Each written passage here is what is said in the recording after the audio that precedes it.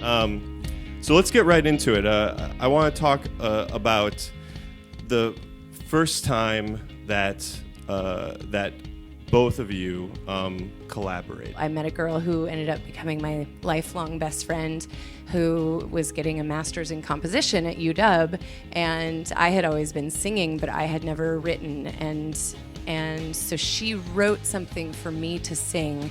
She wrote something about what was going on in my life, and so it was the first time I had ever sung something personal that way, and really sort of changed the game for me, because I realized original music is where it's at.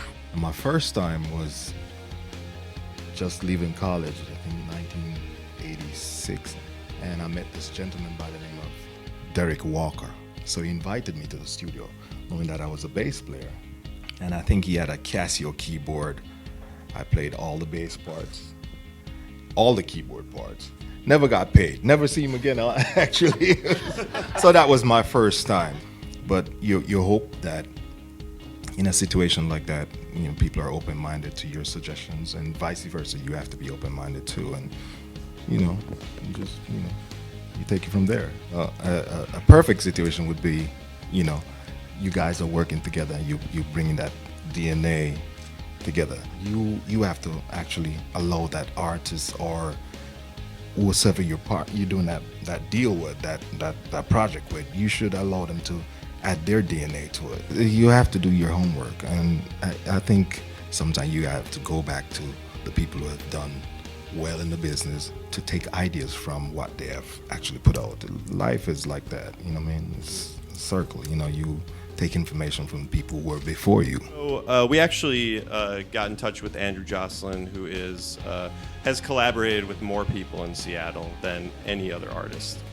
We asked him a question of just what the secret to successful collaboration is, and he sent us an answer. Like the three major things, it's like clarity of roles, making sure you know exactly what's expected of you and what's expected of the other people in the songwriting session. Number two would be just don't have an ego about what you do.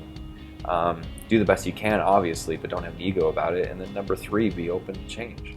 What makes you say no to a collaboration? Or do you just say yes to everything? You might have a different idea or different part in your head that you want to try, but they're not even open-minded to say, okay, you know what, let's try it and listen to it. They're like, oh, no, I'm thinking, no, I just want you to play this. So that's always a no for me. I don't want to work with that. You got to be a little discerning and be involved with stuff that's interesting and inspiring to you, but also each experience will grow you. You'll learn something every time. So yes is a good answer too. You've been offered an opportunity because of who you already are and what you've already done. So there's nothing to prove at this point except to show up and be you. And so that's the way to sort of get over the fears about a collaboration that seems scary or unusual or unlikely. Obviously, I wanted to work with really creative, imaginative thinkers, and that was that's the main thing you want in a collaborative partner, but also someone who you believe can teach you something. My thing is not just to, okay, I'm the producer and I want to do it this way. You have to give me some dialogue, and I love it when the artist is in the studio. When you're standing behind that mic and it's time to do your thing, someone who can give you someone with good ears who can give you valuable feedback and help you calm down, help you get in the right brain space to be honest.